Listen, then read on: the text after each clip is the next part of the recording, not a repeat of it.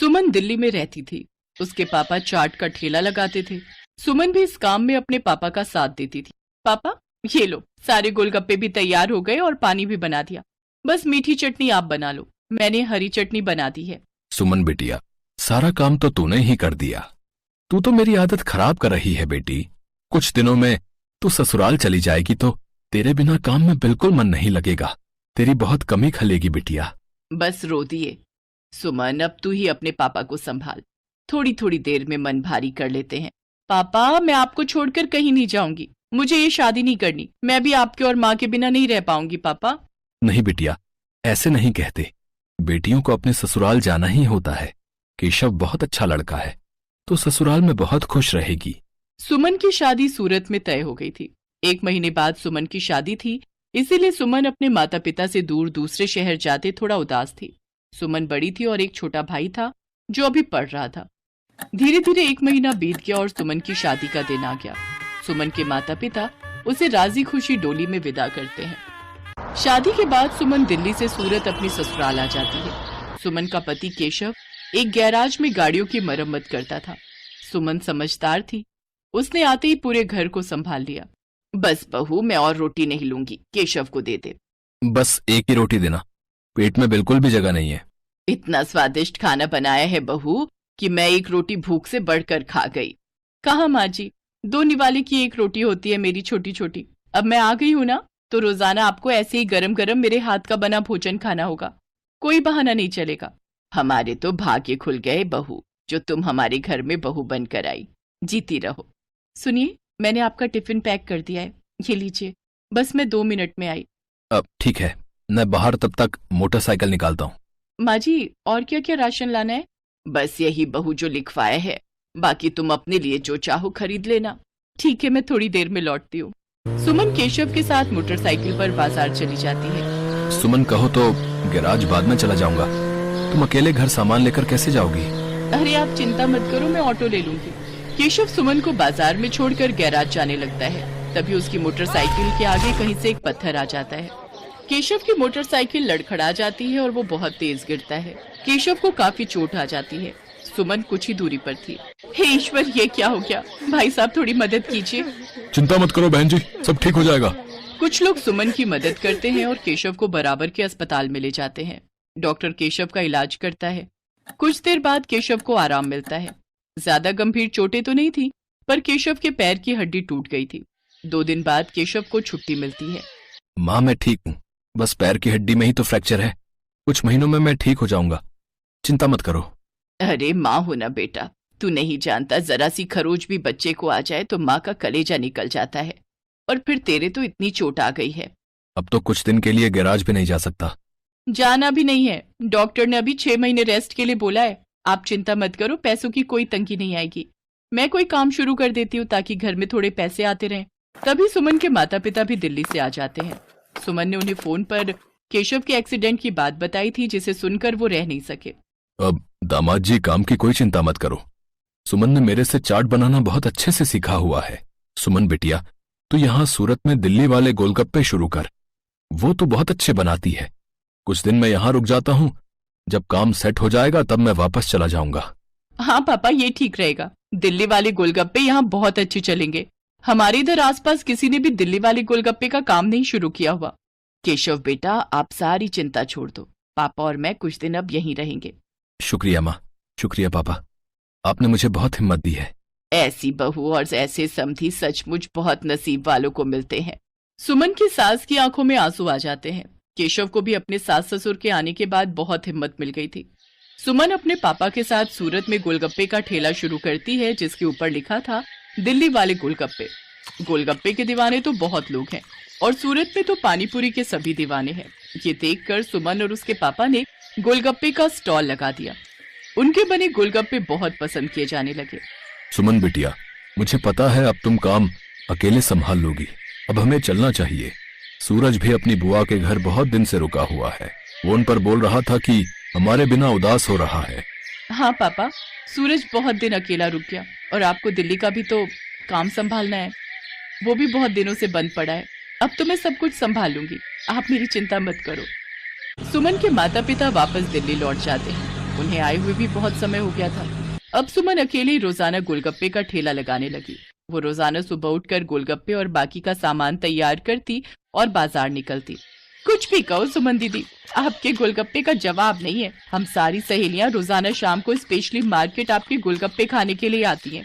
हाँ सुमन दीदी, ये तो सच है, बहुत टेस्टी गोलगप्पे होते हैं आपके, साथ में खट्टा मीठा पानी, बहुत बढ़िया बनाती हो आप। बस आप सब ग्राहक तारीफ कर देते हो, मुझे काम करने में और प्रेरणा मिलती है। ये लो, इसी बात पर 2 गोलगप्पे फालतू खाओ। सुमन रोजाना ऐसे ही शाम के समय बाजार में ठेला लगाती थी। धीरे धीरे सुमन के गोलगप्पे पूरी सूरत में फेमस होने लगे। अब तो उसे शादियों और पार्टी के भी ऑर्डर मिलने लगे। इस काम में सुमन की सास भी उसकी मदद करती थी। कहीं भी शादियों और पार्टी के ऑर्डर मिलते तो सुमन अपनी सास के साथ जाती और वहां पर अपना स्टॉल लगाती। स्टॉल पर दिल्ली वाले गोलगप्पे लिखा देखकर लोगों की भीड़ सबसे पहले वहीं पर टूटती थी। बहुत अच्छे पैसे कमा लिए सुमन ने। फिर एक दिन सुमन केशव और अपनी सास से बोली, सुनो, अब तो तुम्हारी तबीयत में थोड़ा सुधार हो गया है। मैं सोच रही हूँ तुम गैरेज का काम छोड़ दो, हम गोलगप्पे की एक दुकान खोल लेते हैं। अब तो हमारे पास अच्छे पैसे इकट्ठे हो गए हैं, हम कुछ कारीगर भी रख लेंगे। सुमन, तुमने तो मेरी पूरी जिंदगी बदल दी। कहते हैं एक आदमी की सफलता में एक औरत का हाथ होता है, और तुमने तो मेरा बहुत साथ दिया है। तुम जैसा चाहती हो हम वैसा ही करेंगे। जीते रहो मेरे बच्चों। सुमन की मेहनत से सब कुछ अच्छा होने लगा। केशव और सुमन बाजार में किराए पर एक दुकान ले लेते हैं, जहां पर वो अपने साथ साथ कुछ कारीगर भी रखते हैं जो इस काम में उनकी मदद करते थे। कहते हैं परिस्थितियां तो जीवन में आती जाती रहती हैं। परिस्थितियों से डरकर नहीं, बल्कि परिस्थितियों का मुकाबला करके ही जीवन को सरल बनाया जा सकता है। जो व्यक्ति संघर्षों से लड़ता है वही ऊंचे मुकाम प्राप्त करता है। जैसा सुमन ने किया, वो परेशानियों से डरी नहीं बल्कि उनसे बचने का रास्ता ढूंढा।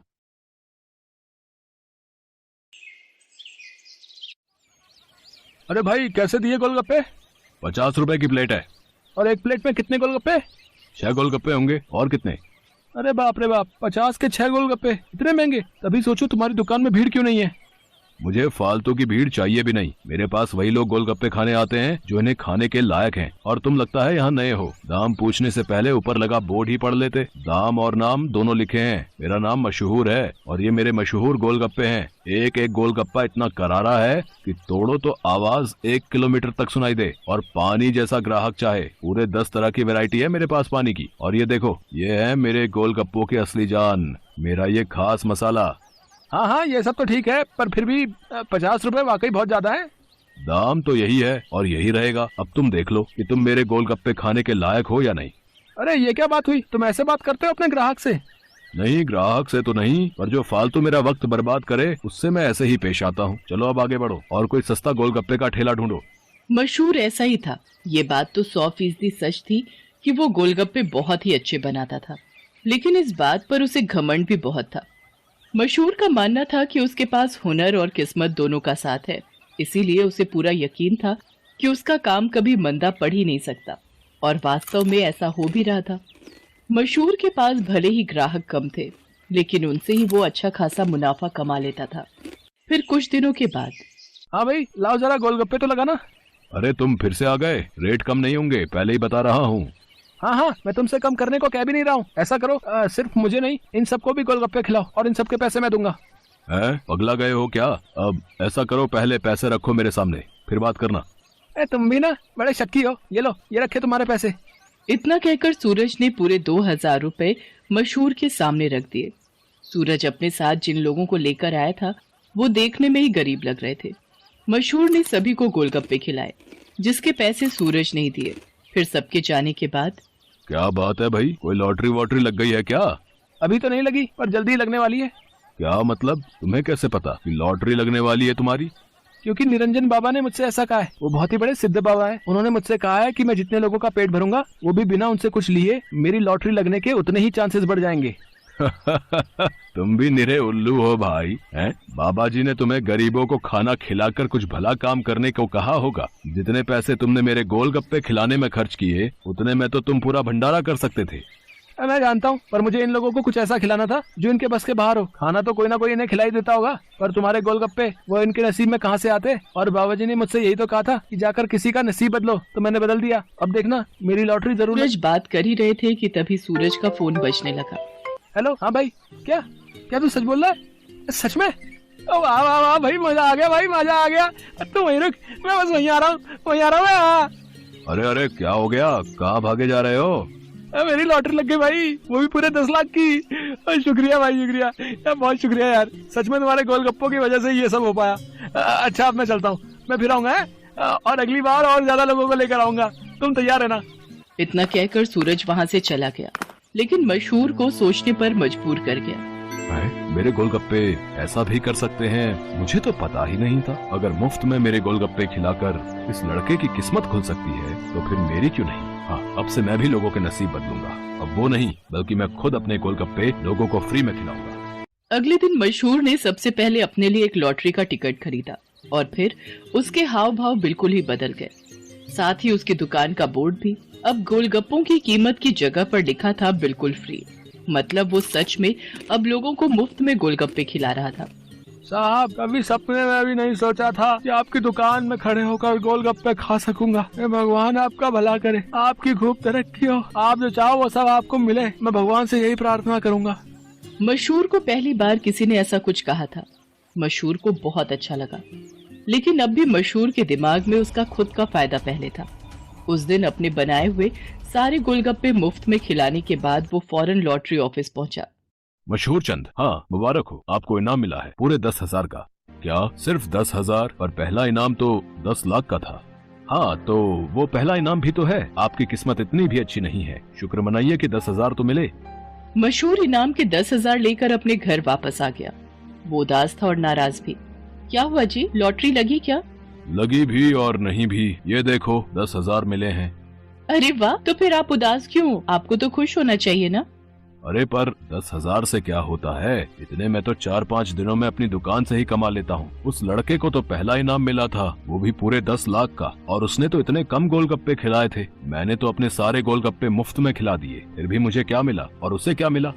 ओफो, ये सब क्यों सोच रहे हो आप? आपने जितने भी गोलगप्पे मुफ्त में खिलाए उनकी लागत तो निकल गई ना, बोलो। हाँ, उससे तो ज्यादा ही हैं ये पैसे। तो फिर आपको नुकसान थोड़े ही हुआ है जो ऐसे मुंह लटका कर बैठे हो। 4-5 दिनों में जितना कमा पाते वो एक ही दिन में मिल गया, ये कम है क्या? मशहूर को अपनी पत्नी मोहिनी की बात ठीक लगी और उसने अपना इरादा और पक्का कर लिया। उसने आगे भी लोगों को फ्री गोलगप्पे खिलाना जारी रखा और हर रोज लॉटरी का टिकट खरीदना भी, कभी कम तो कभी ज्यादा, लेकिन हर रोज मशहूर का कुछ न कुछ इनाम जरूर निकलता था, जिससे मशहूर का हौसला और भी मजबूत होने लगा। इसके साथ ही मशहूर को अब ये सब करने में बहुत खुशी भी मिल रही थी। हर रोज लोगों के मुस्कुराते चेहरे उसकी दुकान से लौटते थे। उसके गोलगप्पे न जाने कितने मायूस चेहरों की मुस्कान बन रहे थे। फिर एक दिन, अरे मशहूर भाई, ये क्या है? ये कमाल कब से हो गया? बस तुम्हारे जाने के बाद से ही। लेकिन माफ करना भाई, अब तुम फ्री में गोलगप्पे नहीं खिला पाओगे किसी को, क्योंकि ये काम अब मैं करता हूँ और लॉटरी भी मेरी ही लगती है। हाँ, तुम्हारे जितना बड़ा इनाम तो नहीं लगा अब तक, पर मुझे उम्मीद है कि कभी न कभी वो कमाल भी हो ही जाएगा। मशहूर की बात सुनकर सूरज मुस्कुरा दिया और उसने अपनी जेब से अपना विजिटिंग कार्ड निकालकर मशहूर को दिया और उसे, कोई बात नहीं, ये मेरा कार्ड रख लो। अब लॉटरी का टिकट जब भी खरीदना हो तो बस मुझे फोन कर देना, ऑफिस तक आने की जरूरत नहीं पड़ेगी। सूरज के विजिटिंग कार्ड पर उसी लॉटरी ऑफिस का पता लिखा था जहां से मशहूर हर रोज लॉटरी की टिकट खरीदता था। असल में वो ऑफिस सूरज का ही था और उसी की वजह से हर रोज मशहूर का कोई न कोई इनाम जरूर निकल रहा था। कार्ड देखते ही मशहूर सारी बात समझ गया। उसने सूरज के सामने हाथ जोड़ते हुए कहा, मैं ये बिल्कुल नहीं पूछूंगा कि तुमने ये सब क्यों किया, क्योंकि शायद मैं जानता हूँ। बहुत बहुत शुक्रिया भाई, मुझे ये एहसास कराने के लिए कि ज्यादा पैसे कमाने से जरूरी है दुआएं कमाना, लोगों को खुशियाँ बांटना, जो मेरे गोलगप्पे बहुत आसानी से कर सकते हैं। इसके बाद मशहूर ने कभी लॉटरी का टिकट नहीं खरीदा, बल्कि वो फिर से अपने गोलगप्पे बेचने लगा। लेकिन उसके गोलगप्पों का दाम पहले से बहुत कम था, जिसकी वजह से अब हर कोई उसके स्वादिष्ट गोलगप्पों का मजा ले पा रहा था। अब भले ही मशहूर के गोलगप्पे थोड़े सस्ते थे, लेकिन ग्राहक पहले से कहीं ज्यादा थे। मतलब मुनाफा भी पहले से ज्यादा ही था।